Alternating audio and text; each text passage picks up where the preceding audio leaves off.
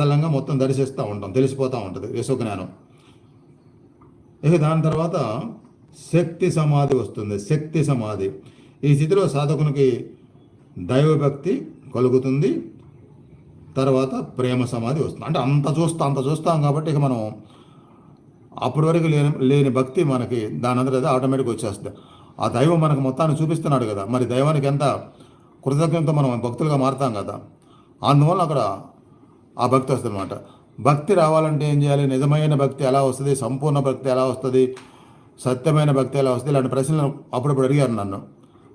దానికి ఇక్కడ దొరికింది సరైన ఆన్సర్. ఇలా జరిగిన తర్వాత వస్తుంది అనమాట సంపూర్ణమైన అసలైన భక్తి.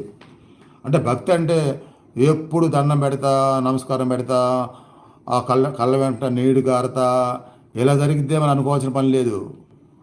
అసలైన భక్తి అంటే ఏంటంటే మాయ నుంచి దూరం వచ్చేస్తారు, మాయ నుంచి పక్కకు జరుగుతారు.